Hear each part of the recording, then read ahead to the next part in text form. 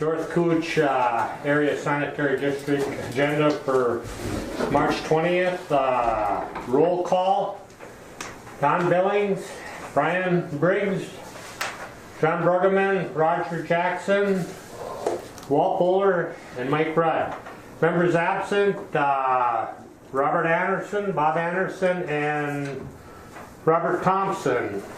Audience, Ken Anderson, Crystal Plants, and Darcy Sullivan. Do we have anything from the audience?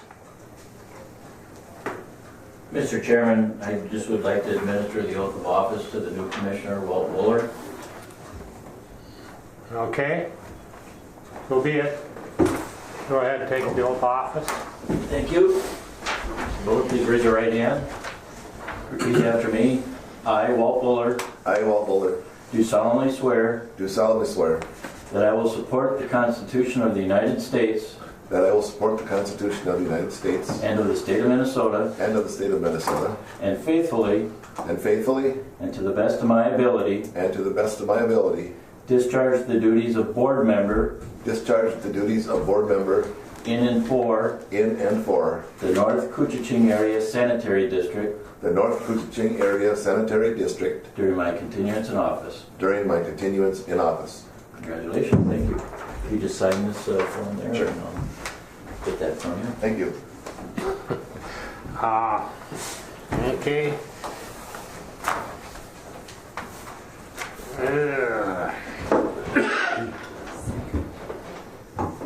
Any additions or deletions? I'll move to accept the agenda. Motion by Don, do we have a second? I'll second. He did. Well, you know, there was a submittal here by Bob Anderson, a letter, and I don't know whether that was, I didn't look, Is it in our packet there, John? well, it's dated March 18th, so, It was delivered by Bob before he left, and the quotes were already in here, so. yeah, so it has to be put on the agenda then, Okay. right? Well, I think it's just a letter. It's the one- the letter that he's That'll not be here. specific to when we get to the peer review quotes. Pardon me, Brian? It'll just be Bob's response when we get down to the under old business peer review quotes. Oh, So okay. under I&I update? Yeah. You think Okay. well, all right. So we had a motion to accept the agenda, right? Any discussion? If not, I'll call for a vote. This year we don't worry about till we get Till we get to the peer review quotes. down to the old business. Yeah, that's on the, that's on the agenda, but that's okay. I don't want to complicate anything here. Why, did you change your mind? I'm just kidding you, John. Yeah, no. So we're ready to vote then? Yeah, call for a vote on accepting, okay, now I'm goofed up. Just accepting the agenda. Yeah. Okay, minutes from January 16th. You need to call a vote. We gotta call a vote. We got to call, okay, we got to call for a vote. Don? Yes. Yes. Yes. Yes. Yes. I vote yes. Okay, January 16th, 2018, North Cooch board meeting minutes with changes.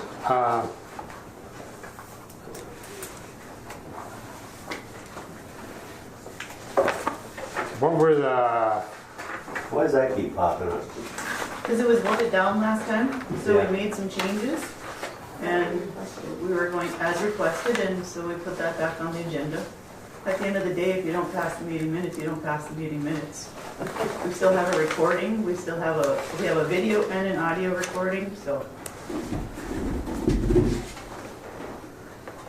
what were the changes?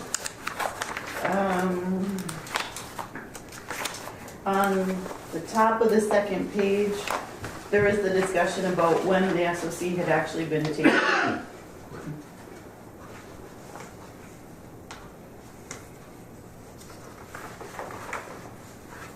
So Bob wanted it to say that, put in his comments about whether or not it had been tabled at the December meeting.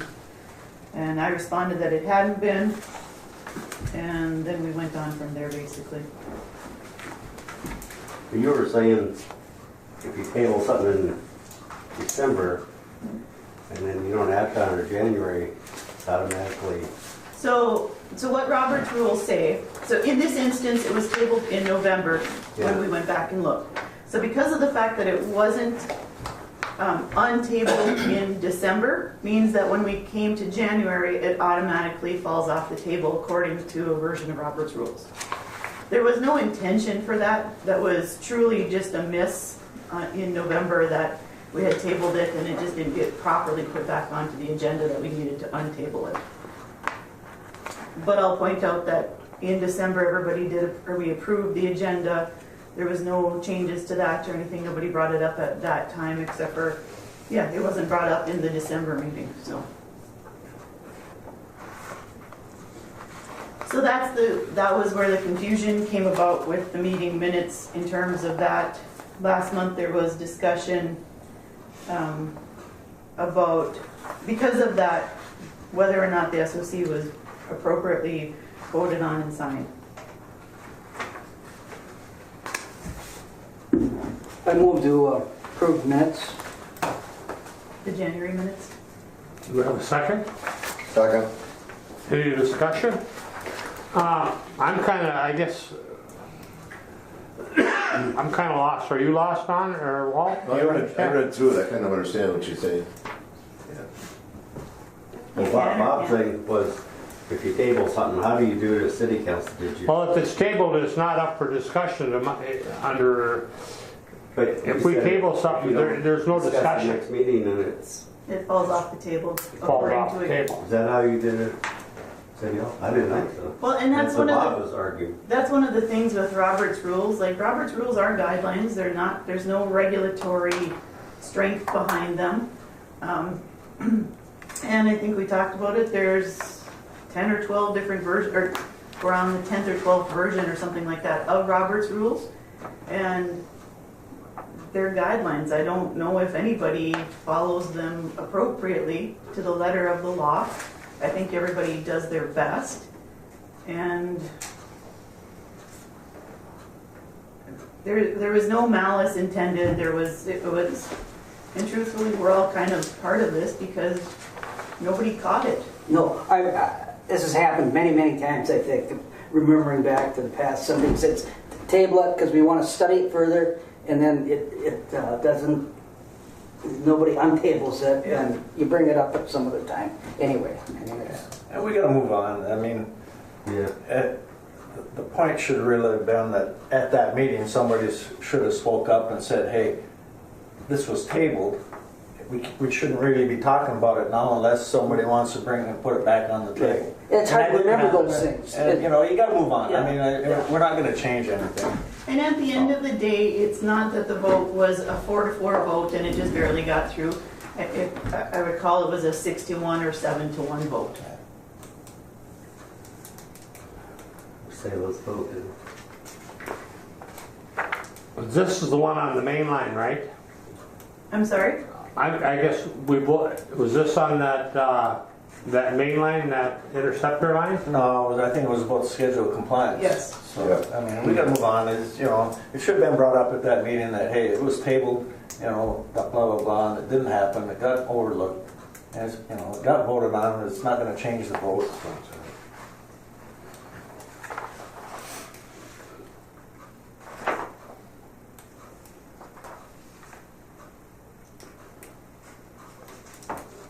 So I mean, I guess we voted 6-1 or something to pass it. I guess Yeah. we just call for another vote, or what do we do with this? We're voting on the meeting minutes, just so that we're all clear. Yeah. No, but I mean this part here. With the changes that Bob wanted.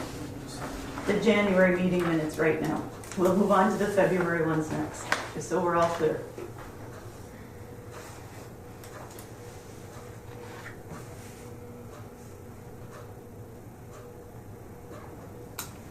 Just need to call for a vote then.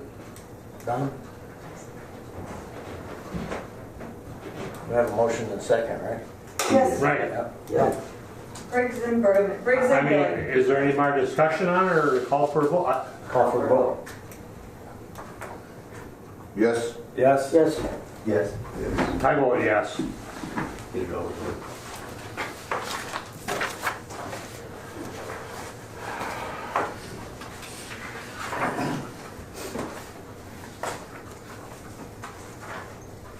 Okay, now we got the February meeting.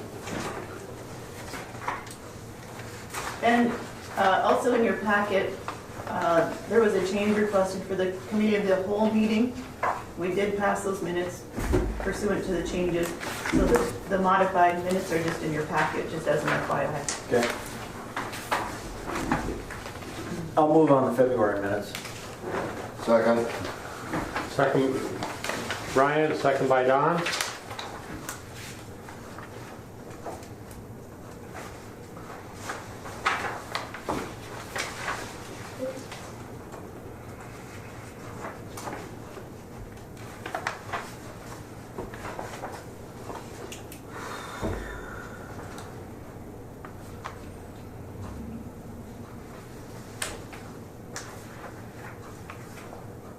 Any discussion or questions on the minutes?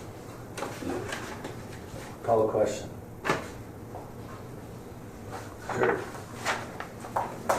Is there any discussion on it?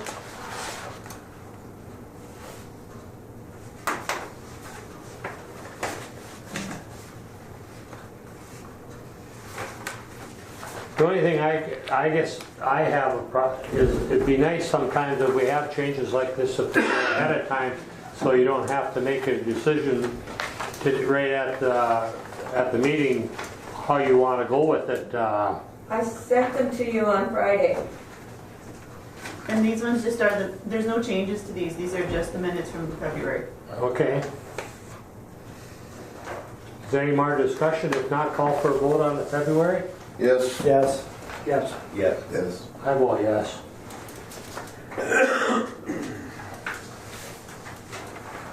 January East Cooch minute.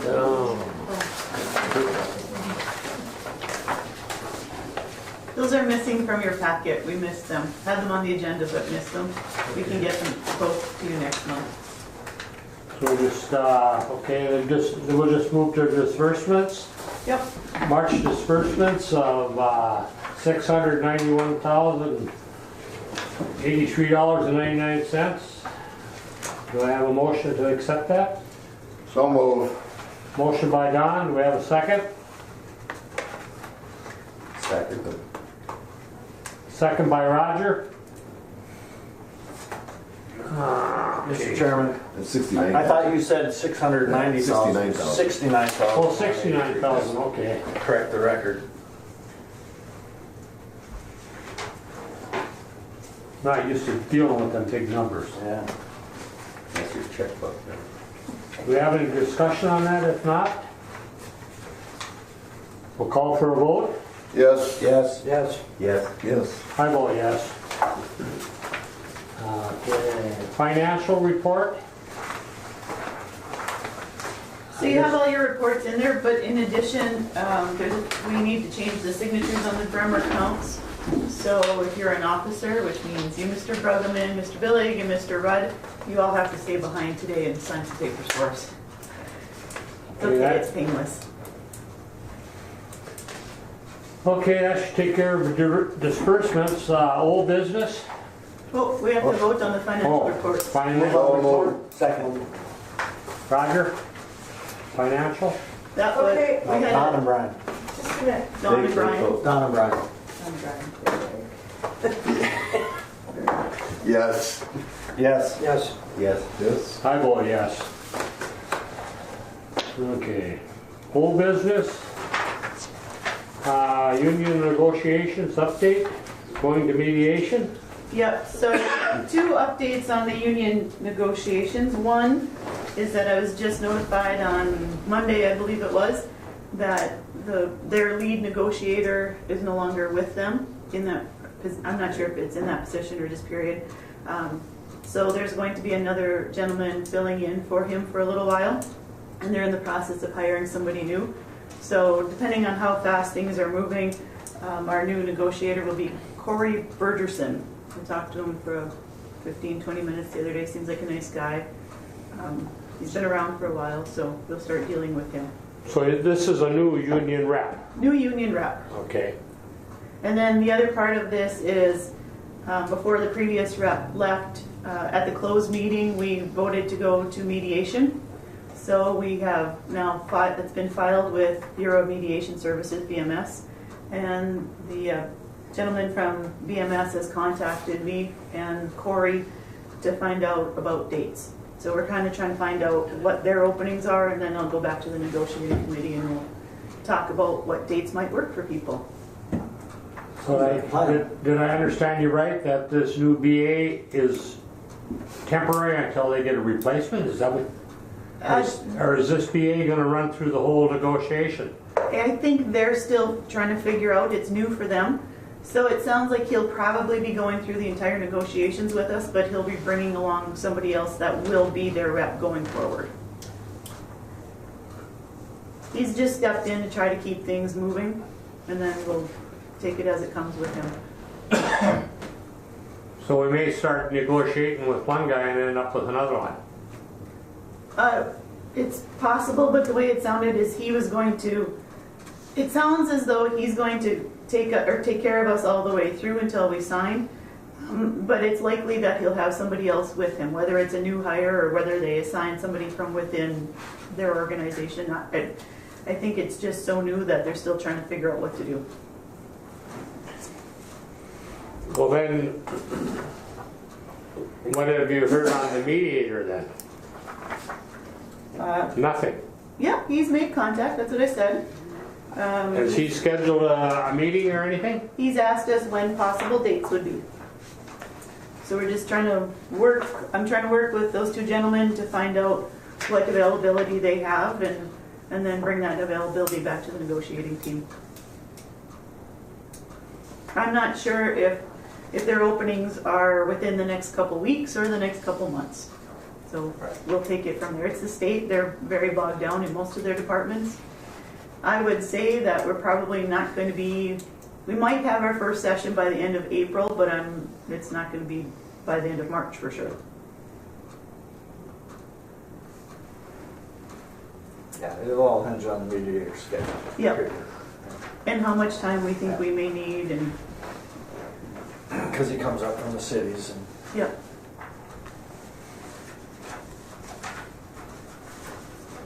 Okay, I guess that's enough on that. The I&I upgrade? So on the SOC, last meeting, I provided you with a document that Mr. Oberstar prepared and I read through. For those of you that weren't here last month, if you'd like a copy of that, I can get that to you. I submitted that to the MPCA. Mr. Thomas, who we work with the MPCA, was a little surprised that I had sent it in that early, and I said, it's the first submission, I want to make sure we understand how this is going to work and that we're doing things the way we need to do it. So I'm waiting, I have a formal response from him that came in yesterday after I left, so his initial inclination was everything looked good, and we'll just move on from there. So once I know where we're at with the MPCA on that submission, then I'll send a copy of that to the three entities to make sure that we're all on the same page with what we're doing there. So that's the first step on the SOC. The next step on the SOC is the I&I agreement. East Cooch has signed off on the proposed I&I agreement, which was in your packet last month.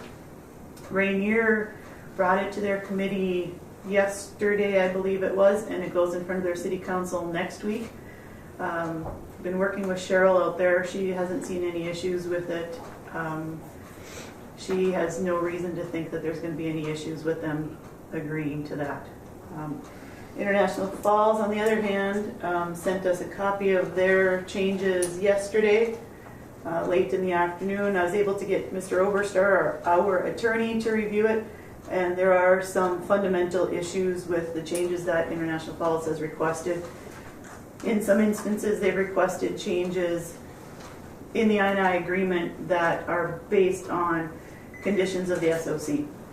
So we could go ahead and agree to International Falls' changes in the SOC, but as soon as we give it to the MPCA, they're going to take it back and say it's not acceptable. So we need to work with International Falls on that. Are these some things that are just specific to International Falls or to all the entities? The changes that they The requested? changes, yeah. So the I&I agreement is set up so that all three entities will sign the exact same agreement. So any changes that are made for the International Falls one, we would then need to, any changes that are based on what International Falls has requested, we would then need to go back and offer that, assuming we accepted those changes, we'd have to offer that to East Cooch and Rainier again to make sure that they still agreed with the document.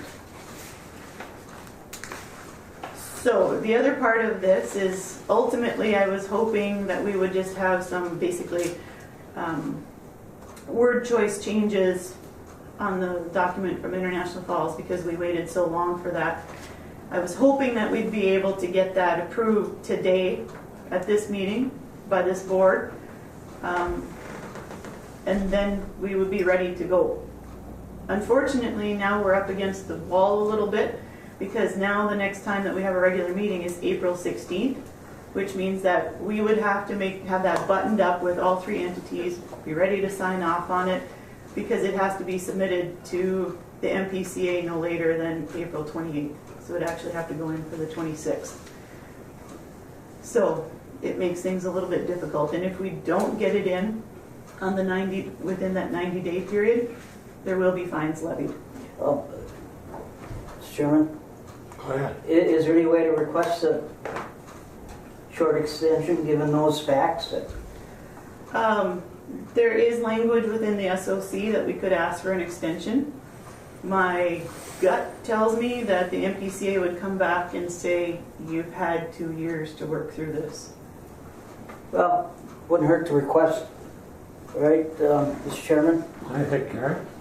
Could we have a board resolution to that effect, or because we can't live in this boardroom either. I mean, we gotta once a month is plenty to be here, and so. So what would you ask for, John?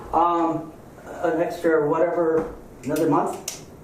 On the I&I agreement? Yeah. If you'd like to move it to May? I can ask for that. Yeah.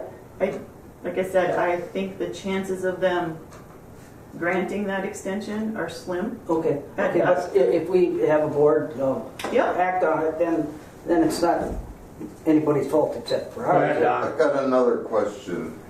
If International Falls does not comply and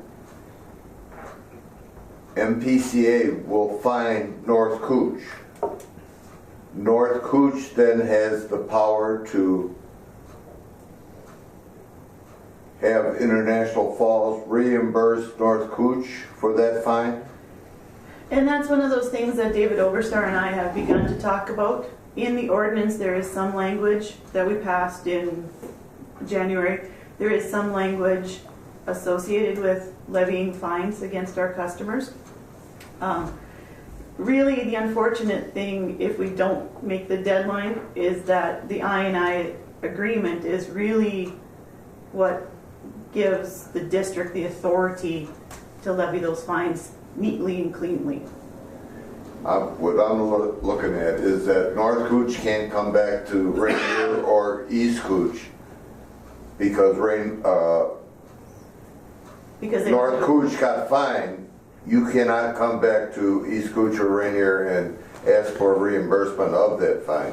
And that's something that the board has to decide upon. If realistically, if we have one entity that isn't meeting the deadlines, it's not fair when the other two entities would be to levy fines against those other two.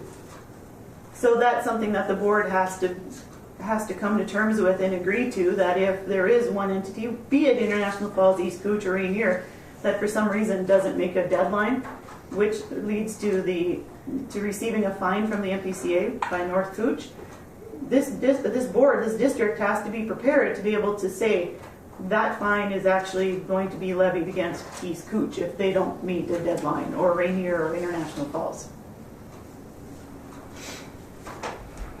Thank you. But that is something that does have to get discussed and this board has to come to terms with. And if the entities aren't making their deadlines, then it's really not appropriate that North Cooch absorbs all of those fines either. Mr. Chairman, Go ahead, Ken. just a comment. First off, I would make a comment that there's no deadlines that haven't been met yet. The submittal of the I&I investigation and elimination agreement isn't due until April 28th or 29th. The City of International Falls, at the very outset of all of our meetings, was very careful to point out that the timelines were important in this process because there's 3 separate entities plus the North Cooch Board that all have to act on these agreements.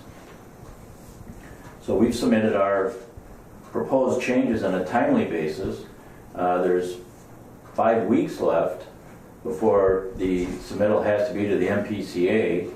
So I would just like to correct the characterization that people are past deadline, because the deadline is the end of April, and the City of International Falls timely submitted their proposed changes, and there's time for this board as well as the other entities to consider the recommendations that the City Council adopted just on Monday night.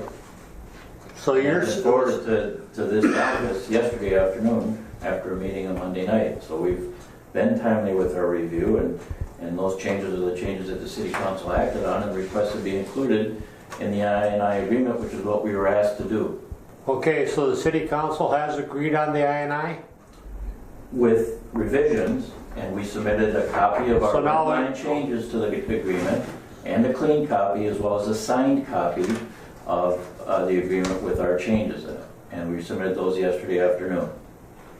Okay, it's So my what- turn to so- rebut.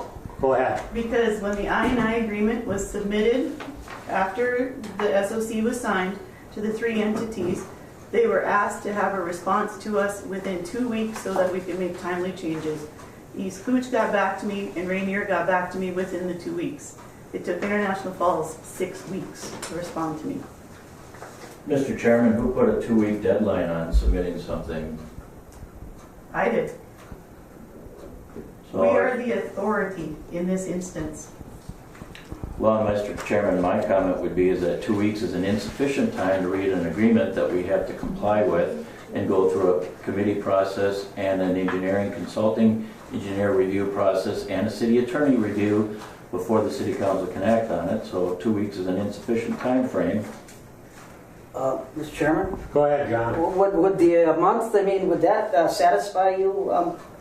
We got our changes done now. We did it in the, I guess if it was 6 weeks that you originally sent that out, we've done it 6 weeks. And you still have over 5 weeks to have everybody else consider our proposed changes and submit it to the MPCA, so it's still timely. And the problem is that their changes aren't in compliance with the SOC. So Yeah. even if we submit it to the MPCA, it's going to get kicked back and it's not going to be accepted. There are 4 issues that our attorney found with International Falls changes. You know, there's one consideration that maybe have to be considered is the legislative session in which International Falls is trying to impose a city sales tax, and supposedly that city sales tax was to be used for infrastructure.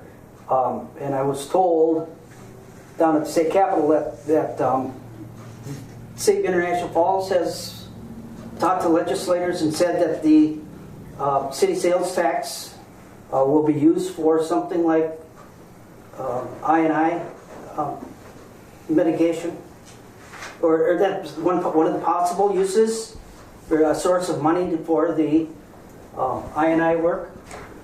Mr. Chairman, board members, the proposed sales and use tax that was authorized by the voters in the referendum in November permits the use of sales and use tax funds for any transportation and public infrastructure improvement projects. So essentially, the council's focus is on doing street improvements. Could include sidewalk and trail improvements, alley improvements, sanitary sewer, storm sewer, and water main improvements.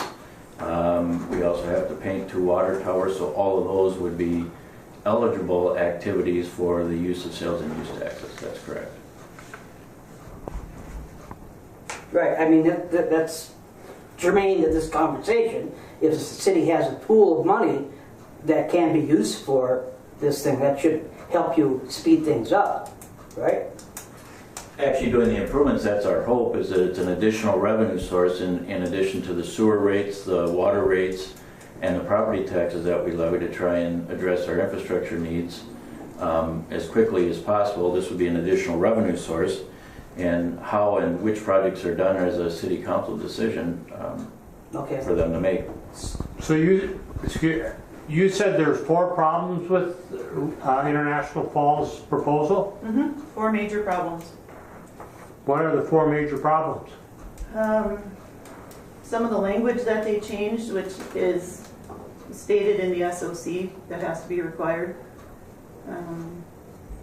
They removed the words "and private laterals" from the requirement, which is stated in the SOC that has to be included. The city can then explain with their engineer why the method isn't utilized, but can't remove it from the language in the I&I agreement. Paragraph 3A, the language is changed to reduce or eliminate inflow and infiltration. The SOC requires that the actions the government unit will undertake to eliminate I&I from the collection system. Reduce or eliminate is not an accurate statement of the requirement.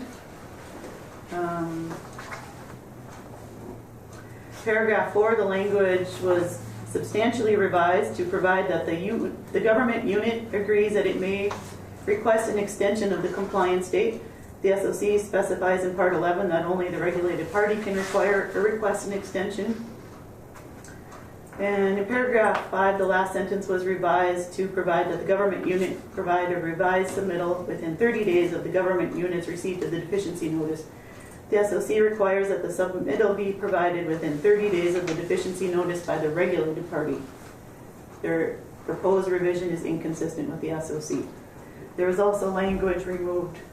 So has Mr. Oberstar seen this? This is what Oberstar wrote. Go ahead, John. So how long have the SOC been in place? Is that changed any? I mean, how long has International Falls had a chance to look at this and come up with a response or a edit of the suggested change to the agreement? So the SOC was finalized by the MPCA on January 28th. So that's when it went into effect. This board signed off on it on the 16th of January. The SOC in some way, shape, or form has been in place. We got our first copy January 2017. So it's been floating around for about 2 years now. It's been in a negotiation state, but for the most part, the negotiation was very slight word changes or maybe timelines. We got a few of those extended. The I&I agreement was first presented to the entities in December 2017. And then once we finalized the SOC, it was modified to be adjusted for whatever the final version of the SOC had in it. So the very final draft version, as you have in front of you in your packet, was provided to the entities 2 weeks before our February meeting.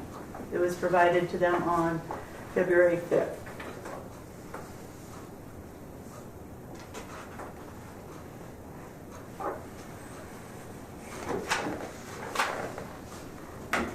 As a board, I don't know what you guys want to do. I'd like to do the same thing. It's make a motion to instruct the executive director to write a letter to PCA saying that City of International Falls requests whatever, a More time. 1 month extension, and but the city has to continue on working if towards this end if they assuming that the state's going to say no. Mr. Chairman, I haven't heard International Falls request a month extension. Unless I haven't heard missed it something. either. I haven't heard International Falls request that. What I heard Mr. Anderson say is that International Falls, at their city council meeting Monday night, came up with an I&I agreement with changes that's been submitted. And until this board gets something back, I don't see what we're gonna do. Until I have something in writing from Mr. Oberstar and the director as to, you know, You have what some, the issues are with International Falls submittal of their I&I, we don't have anything to act on. right. Right now, we don't have anything to act on. It looks like going forward now, we need to have International Falls look at what the corrections were told that had to be made, and then go from there, and then they resubmit it, and from there. I mean, we were all at the meeting and listened to the engineer, and basically what Ken said is, there's no issue with timelines. That's what I heard at the meeting last week that I sat in, when the I-Falls committee Right. discussed it, is there's no issue with a timeline right now. Right now, that was assuming that this would be accepted, but it's not being accepted. and That's it's what it not sounds being like, paid. it's So not. now- And now it's gotta until go if it's back not again. accepted, it needs to come back to this board in writing for us to act on it. We still have a timeline of a month to get done yet, Right. so there's meetings. It'd be coming up. something There's we two could do at the meetings we next- got Going on. At our next meeting in April, it'd be something you'd act on then. We could pass it today, There's nothing to pass. but there's nothing to pass, so I mean, Well, I don't know if this thing is up to negotiation. It seems to me like we're being dictated these terms now from the MPCA, and this is the way it's gonna be. That's true to a point, John. Pardon? There's certain things that have to be in the I&I agreement. There's certain language that has to be included exactly, and that's the issues that Oberstar has lined out with International Falls' requested changes. They don't follow what the SOC says. So I could give you International Falls' changes right now, and you could vote on them. And if you voted yes, we could submit them, assuming Rainier and East Cooch agreed to them, we could submit them to the MPCA. But it's a very strong chance that it would be rejected. It's almost certain that it would be rejected by the MPCA. So by doing I that, we don't have gain reason to disagree with you that in the fact that for you to say that it's gonna be turned down, to me, that's not your decision. Well, That's a decision we as a board should be coming up with and saying, we don't think it will be and we don't want to agree to it. That should be up to this board. This board should have something in place for us to read and saying, okay, here are the issues that our attorney, Mr. Oberstar, says are issues. Brian, And then we would discuss it if you and make if you up our want, mind I on can that. print off Oberstar's email. I just got it came after I left yesterday. I wouldn't be prepared today to make that decision, you know. And That's why I'm saying, if you get that information to us in a packet form so that we can look at it before the next meeting, we can make a decision by the next meeting, in which we have plenty of time to do. Unless I'm missing something, somebody tell me I'm wrong. I think we've went long enough on this I&I agreement. I think we just hold off till next month with it. well, I mean, the city council just turned it in, when, yesterday? Yesterday, So, so I mean- nobody on the board has had a chance to even look at it. Right. So I think we're just, this I&I, we're just gonna let it go till next month. Right. okay, so here's the challenge though. So next month, I give you Oberstar's comments along with International Falls' proposed changes.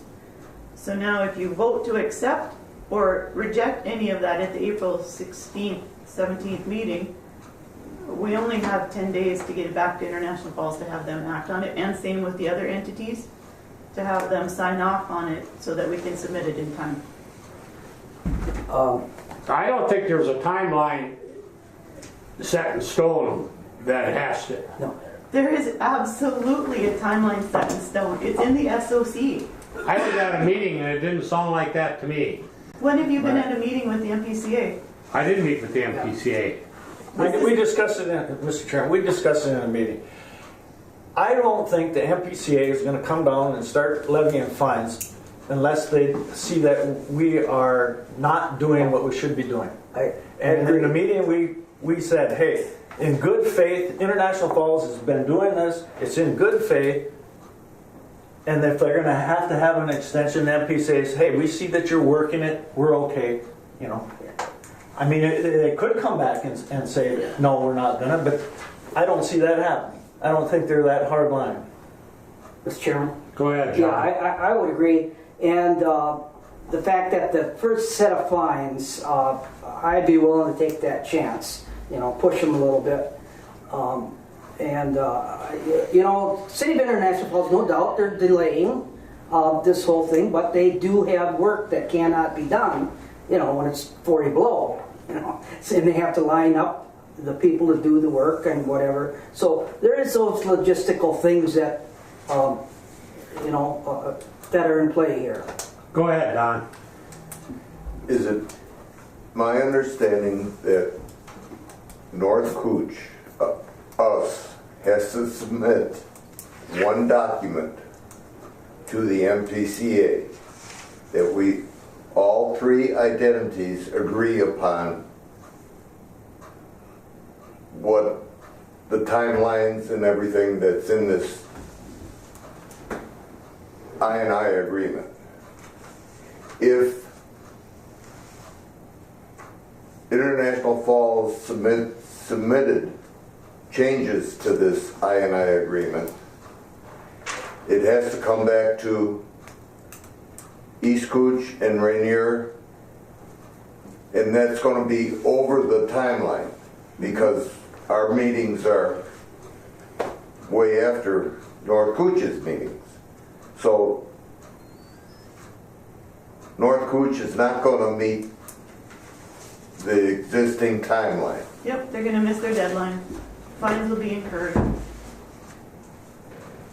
Well, I don't think anybody feels comfortable voting on anything today. So I think, I don't see anything to vote on. no, I don't either. So I think this I&I agreement thing, we'll just we'll put it to the side for now. There's nothing we can do with it. Well, we have the I&I agreement before you right now. Now, International Falls does not agree with that, but if there are changes made at the next meeting, we still not going to meet MPCA's timeline because it's got to come back to East Cooch and to Rainier. Go ahead. I think we have to either vote to send it back to I Falls and just tell them that these corrections are not, or the changes that we made are not correct according to your attorney, and let them act on it, because we gotta keep something going here, because if we don't, if we don't approve that International Falls, we approve it, send it out, have them vote on it, and then send it in, we got time for that. We do nothing, that just sits there. Next meeting, then what? I mean, we haven't accomplished anything. I think we need to vote and say, okay, International Falls, this is what our attorney says, what do you want to do with it? Well, they have to respond to it, right? Yeah, then they have to They've respond. requested changes. If Oberstar says he doesn't like those changes, International Falls needs to hear that. We need to respond to it at International Falls, either accept it and say, no, we want it sent in that way, or let's make some changes and try to agree with the other end of it. I think we need to move forward though, because we're gonna waste another month. We're just gonna waste another month. We have to do something, either send it back to them or okay it. Well, that's what I'm saying. The process is International Falls has sent in their response. There has to be a response goes back to them for them to say, for you guys at the next council meeting to say yay or nay on what Oberstar says. Correct. And then get it back to this And board. then get it back to this board, and then you've got something that you can work on. Right.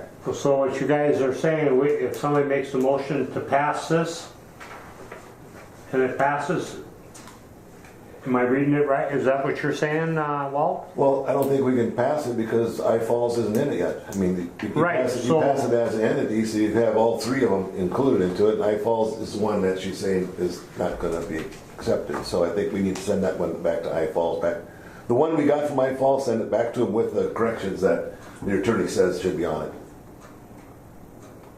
And then actually at that time, whatever changes that Overstar does accept or doesn't accept, we'll be sending that to all three entities for everybody to review at the same time. Then we got something going anyway, and if they're to accept it, then it goes in done. We don't need the extension then. Can you turn that into a motion? Have you got any more to say about it, Ken? Well, I have lots to say, but what I will say is that I think there's all of April and the end of March yet for the city of Rainier, East Cooch, and this board to consider the request that the city council had approved. And so there's still time, and any one of those bodies can hold a lawfully scheduled meeting with 72 hours posted notice. So, there's time for people to meet, to make any changes. I'd be interested in seeing what changes Rainier might make, or are they just going to approve it as submitted? But I think Commissioner Buller is correct, is that, there's time to, it should be distributed to see what changes are approved by the other bodies and have them act on it. So, Walt, do you want to make a motion to, how do you want to handle it? So this is. Because I'm kind of confused on it I don't know myself. that we need to make a motion. This is basically me doing my job. We'll put it to the lawyer. He's already taken a brief look at it. He's made some changes, or he's laid out some changes. He and I had a brief conversation yesterday with some of the changes.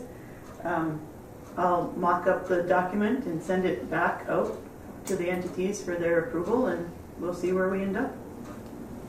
It's kind of how we've been doing this to this point. Okay. Works for me. And so we had talked about requesting an extension from the MPCA. Where do we fall on that? Where do we fall about the, Requesting an extension. yeah, Was there I don't say we're at that stage yet. You know, is there we a need to, timeline you have to request? I think just. we got plenty of time. Got plenty of Get time. it sent out, get it sent back, and next yeah, meeting. we can just, if they inquire, then tell them what we're doing. That's about it. And Mr. Chairman, if I might, at that meeting that I was at, that when the engineer spoke about it, he said there is no advantage to put this in early, because once you put it in, that's when the other timelines start. Right. So his response was, put it in right at the very end, because now your other Then you got your timelines 3 months. start. So That's incorrect. that's When the what SOC, I was told. in the That's what I was told. when the SOC was signed, that's when all the timelines begin, not the I&I agreement. The timelines are already dictated and set as per that schedule of compliance. Yeah, it is set, but if we turn the I&I in earlier, that moves the rest of it up too. Nope. It's all, That's different than what we heard. Yeah. it's all dictated by the schedule of compliance.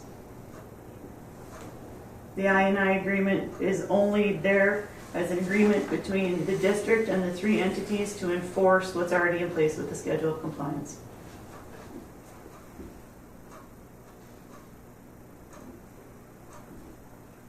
Well, I think we just move on to Pierce review of quotes. I don't understand what we're doing here now.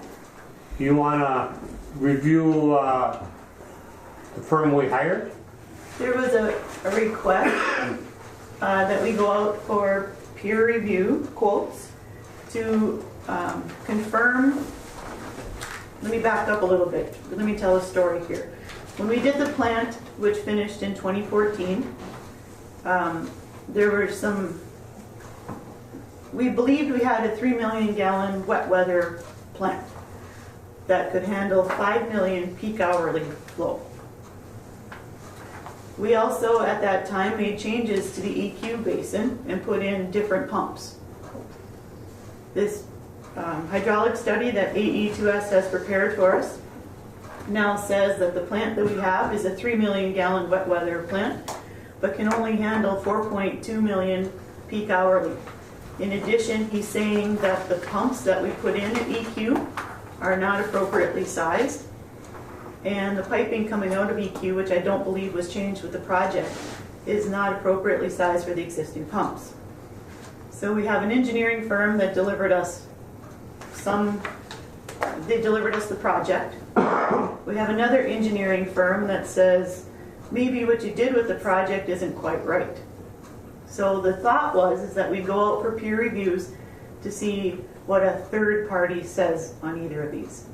Because those two things are pretty significant. One, if we don't have 5 million gallons, if we don't have the plant that we paid for, we have a problem. And at EQ, we need to understand why, if we already changed out those pumps. One, why did we change them out and not put appropriately sized pumps in? Two, if we put in appropriately sized pumps, why wasn't the piping properly sized as well? And if we're going to make those changes, we have to understand what that does to the rest of the plant.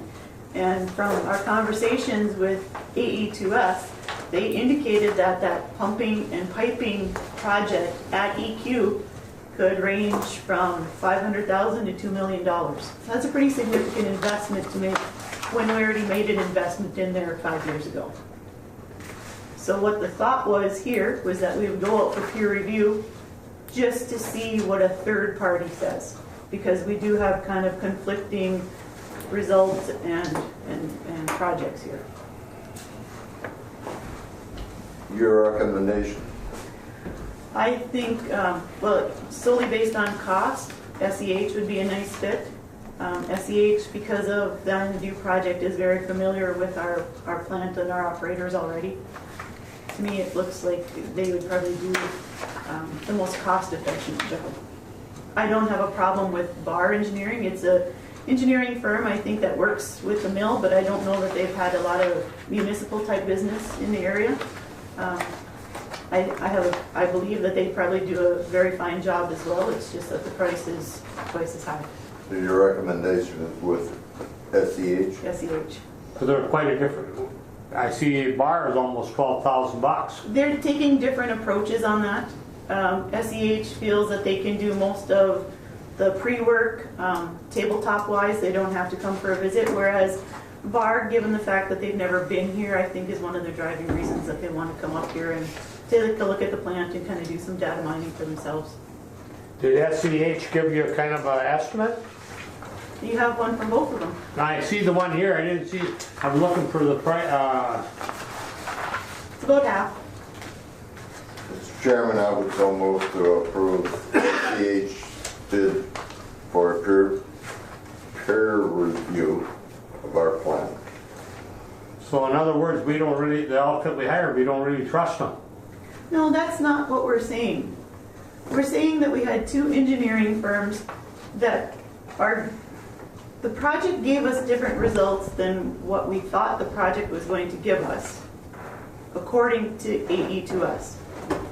The initial engineering firm, I'm sure, stands by what they delivered, but when you have two professionals that are giving you different deliverables as to what we really have, there's a little bit of questioning. Go ahead, Walt. What are we gonna gain out of this? I mean, are we gonna gain any monetarily? Is there something that's gonna gain out of spending this money, or is it just so that we know? Is that what it is? Sure. I think, depending on where we end up on the plant, there could be ramifications for our plant, the company that designed our plant. You know, if we didn't get what we had thought we were buying, that's one thing. On the EQ basin, though, if we're going to go into a project that could be a 7-figure project, we better make sure we understand what that project is going to cost, what we're going to gain from it. So I don't know that there's a monetary gain, but there's the potential for savings. Okay, and there's no recourse on that original job, is there? We still haven't got all the paperwork back from them yet. Great. Okay. They say that Go ahead, John. original- Or Don, I don't care, whichever one. Yeah, I think this is a very commonly thing done. To me, I think there was enough questions on that SC2H, their approach to the job, that I really didn't agree with. I thought they were chasing after some weird things. And for 4,000 and what? I can't remember the number. I was surprised to see that come in that low. Because the other one's almost SEH is 12. at 42 and the others at 4, Yeah. almost 12. Yeah. And this isn't taking a shot at AE2S by any means. Peer reviews are very commonly done. When he was here, I mentioned to him that had come up, that we might want to do a peer review, and he said, we welcome peer reviews. It's not doubting anybody's, it's not doubting their credibility or their work or anything like that. It's just that we have slightly conflicting reports right now, and we need to make sure that we understand where we truly are, especially at EQ, before we make some of those changes. $4,200 could save us money in the long run. Mr. Chairman, Go ahead, John. I know that when we hired AE2S, we hired them out of the 3 firms, Witsith, SEH, and AE2S. And I don't know, I don't think any of us really had any experience with AE2S before. We just picked them because there was somebody new. Chair, there's a motion on the table. Yeah, I'll second the motion if you want. Okay, motion and a second. Now you can discuss. Mr. Chairman, Go ahead. if we don't do this, what happens? If we don't, I guess, I don't want to spend any money if we don't have to. And if we don't, what happens? So, the way we kind of left things after the presentation with AE2S was, there was the intention that we would begin going down the down the path of replacing those pipes and pumps at EQ. And that's when he kind of indicated to us that we'd be anywhere from $500,000 to $2 million on that project. My biggest concern, one, I don't understand why, if we change those pumps at the base of EQ and some of the header piping coming out of those pumps, one, why we're not getting what they're rated for. We have 3,000 gallons worth of pumping capacity there per minute, and we're only getting a max of 2,400 at the very top end. So there's a concern there. Secondly, if we made those changes during the project, why did we make those changes and why aren't they good enough to hold now? Third, if we had brand new pumps that we put in, why do we suddenly have to look at the piping coming out of EQ as well, which is something that was highlighted in that AE2S report, that the pipe size was not appropriate for the pumps that we have in place. He indicated that also the velocity coming out of the pump, the velocity of the flow coming out of those pumps was such that we could start wearing those pipes significantly in his report. Those are some pretty strong allegations that I just want to make sure before we go down a path and spend possibly upwards of $1 million on that we understand what we're truly up against.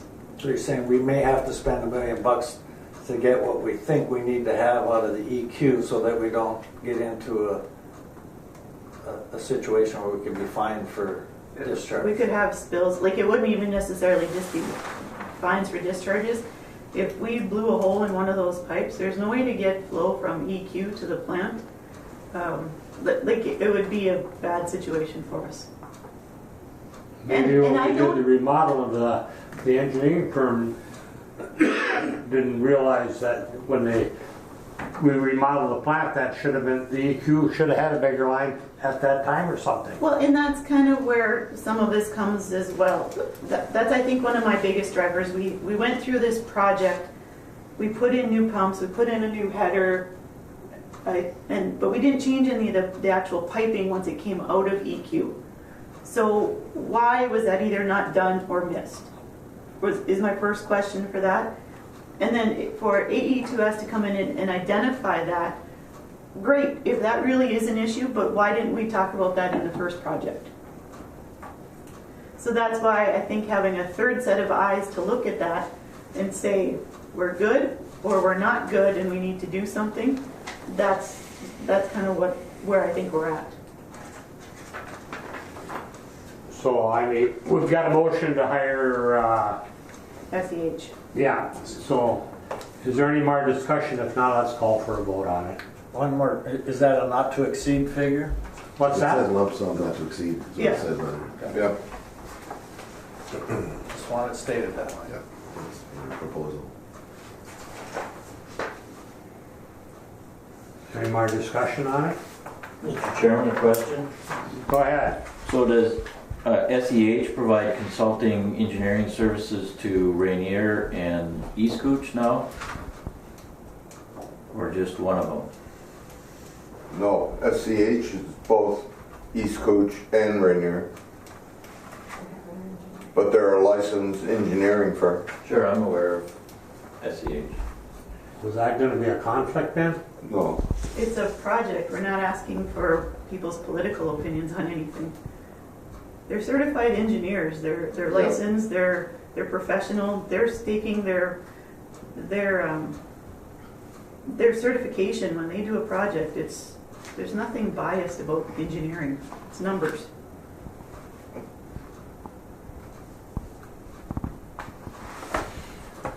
So if we do decide to hire them, they're based out of Virginia, Minnesota?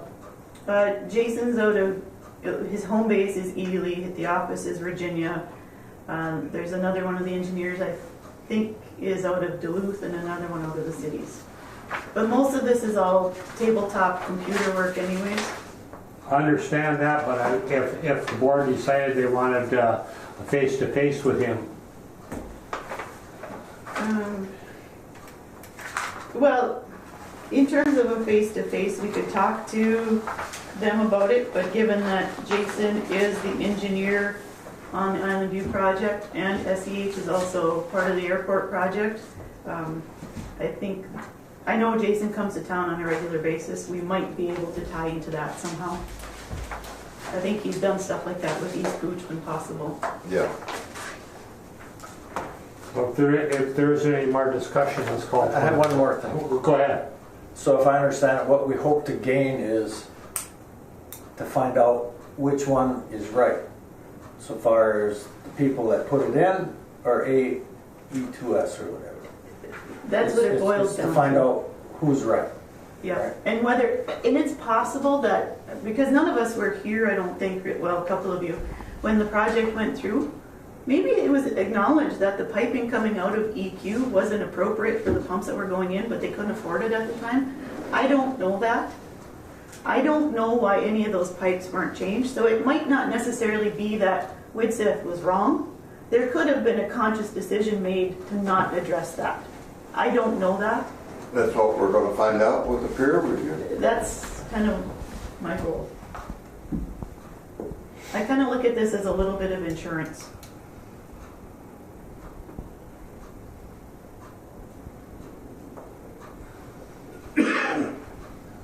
I don't know, I guess the only thing I think is, well, I guess 4,000 isn't the end of the world. I just don't want to make it look like we're second guessing the outfit we hired. Well, Well, I think she's made the point is who's right. Yeah. It's kind of, because if we need to make changes, this to me is just covering our bases. If the plant isn't what it says it's supposed to be, we need to know for sure. So that we don't get into a situation where we're having discharges that we don't want. Yep. And I wouldn't look at a peer review as a bad thing. Engineers are peer reviewed all the time before big projects. This isn't that we're doubting AE2S or the quality of their work, or it's just making sure that we're being diligent. Well, if there isn't any more discussion, let's call for a vote. Yes. Yes. Yes. Yeah. Yes. I vote yes. Okay, operator's report. Okay, Mr. Chairman, board members, just a few things here.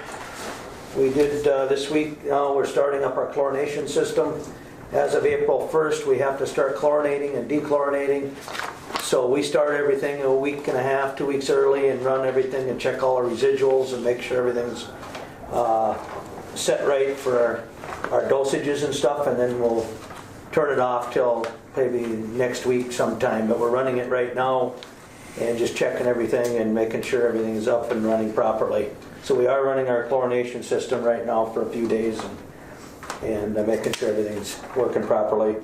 Like I say, April 1st is we have to officially start chlorinating until October 31st is when we shut it down. So that's what's going on right now. Also, last meeting I mentioned about the last pump for the EQ.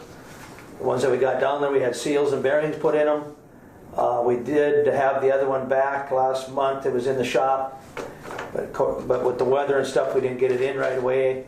When it did get back, but that's back in right now. All 3 pumps are up and operating down there, and they're working real well. So, I mean, to the best of their ability. So, but all 3 pumps are in down there, and we're ready to go for any runoff, the best we can this spring. Also, this time of year, again, is every year we participate in this DMR QA study. That's once a year. We are required to do that. It's where we order these samples for our lab, and from a PT provider, a proficiency testing provider. They send us samples. We don't know what the results are. We set them up, we submit them, and they grade them. Now the study opens this week, March 20th, today, and it ends in July. And after July, our results are sent in and they'll grade us on that week. And we are required to pass that. If we do not pass, we'll have to retest again. And also our contract labs are required to do that too. So that's required for every lab to participate in that. This week we are setting up also our in-house quarterly samples, our PTs. That's required by our lab coordinator from the MPCA. Them there, we do get the results. We keep all the paperwork. And what they do is when they come up here every 2 to 3 years, they come up, they review all of our results and all our paperwork that we are required to have on hand for them when they do come up and do an audit and look at our lab and go through all the paperwork. And that's our lab coordinator, which is Jennifer Thorson from the MPCA. And she does come up about every 2 to 3 years and goes through our lab with a fine-tooth comb and looks at all our paperwork and reviews everything. Also, we've been using our old service truck lately. We've had some issues with our main service truck. With the PTO not staying engaged for us so we can run our boom. So we ended up taking it to the Ford dealer. We had it there twice now at the Ford dealer, and they could not fix it or come up with what's wrong with it. So we ended up taking it to Duluth, the United Truck Body. It is down there right now, and we're keeping in contact with them, and they're working on it right now, trying to figure out what's wrong with it. They haven't figured it out yet, but they are keeping in touch with us about the truck, what they've been doing to it and stuff. They tried to flush the transmission filters and stuff. They figured that might do it. That's not it.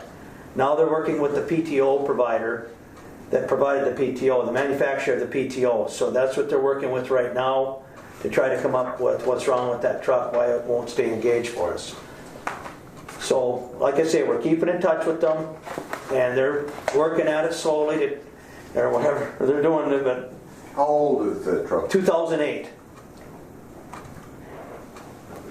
We engage a PTO, and it drops out on us, so we can't run the boom right now. So it is down there. We are using our old service truck. So hopefully they come up with something. And like I say, they're keeping in touch with us, and they figure it out. They're going to let us know and take care of it. And this is important to us because there's some pumps within the district that we can't use our own truck to lift. It just doesn't have the capacity. No. So it's critical that we get this fixed. So we're trying to make sure that we manage the cost on this, but we don't know where this is going to end up. And I just wanted to make sure that you guys realize that, because we don't know where we're going to end up. Yeah, they're the ones that set the truck up originally. We bought the truck through Ford, but United Truck Body set everything up on it. The PTO and the boom and stuff, they set it all up for us, and that's where it came from. we bought the truck, so. Well, you deal with them all the time, don't you? Those, they're not with the automatic transmissions and truck shed at the county, right? You have much trouble? I mean, Yeah. all them trucks now are all electric, You know what they said? They said maybe it's something simple. Maybe it's something simple, it's just finding it. Yeah. You know? So it's at the place with the most expertise in the area. So Yeah. we'll just keep working through it, and like I said, we'll manage the cost to the best of our ability and Sure. keep you posted. Also, this past week now, we just received another load of ferric for the filter building. Our last load was November 30th, so we went a little over 3.5 months on this last load of ferric, which is really good. And like I say, we do watch our dosages on the ferric. We run an in-house phos 3 times a week, so then we can regulate that that ferric up and down, so we're not wasting any chemical. So 3.5 months is pretty good on that tanker of ferric. We didn't have any problem with them, any complaints? No, Okay. no. You mean the parking over here? They actually, this past time, they showed up in the morning, so they did not park in the lot. Okay. Also, about 3 weeks ago, we noticed some glycol leaking in the boiler room downstairs out of one of our air handling units. There's a heating coil in there. You know, the outside air mixes with the hot air, and so we got fresh air down in our boiler room and stuff. And one of the heating coil in there is leaking, so we valved it off. And we're going to have to get that fixed, you know, to go into next winter. Right now, we're okay right now, but we're getting a quote from Shannon's. They were out and looked at it. They did look into it, and the coil is still available for that air handler. And they're going to come up with a pretty good solid price on with labor and everything to put that in. They figure about 2 days labor to get that old one out of there and another one in there. There's a lot of work to get that replaced. So we're just gonna get a quote on that, and we'll see what it comes in at. But it's something that we're gonna have to probably get fixed. Also, like I say, we're still discharging out of the ponds, and we'll continue to do that until our flows start to increase here, and then we'll shut them off, and we'll probably be diverting East Cooch to the ponds at that time. And we'll keep bringing the flow into here as long as we can, and trying to make some more storage out at the ponds in case we got to divert East Cooch into the ponds. And part of International Falls, Salt Falls, goes into that ponds all the time. So when the flow is increased, we want to try to make sure we're sitting in good shape. Like I say, we're taking every precaution we can for the spring runoff. Are you getting down about as far as you can go? Or? Oh no, there's still some more. We can bring them down some more yet, but we're getting to the point where there's a pretty good storage out there. Okay. Also, the last thing I got here was the month of February we did meet all our effluent requirements on our mercury, our phosphorus, and our percent removal efficiencies. We're required to meet 85% removal, and this February we were at 96 to 97% removal efficiency on the plant. So that's pretty good. That's about all I have. anything? I have nothing. Any of you guys have anything for Greg? Just Go ahead, John. one thing about potential spring flooding. Anybody see anything happening? And, some parts of Minnesota are in tough shape. Yeah. So far, nothing here yet, but Keep your fingers crossed. yeah.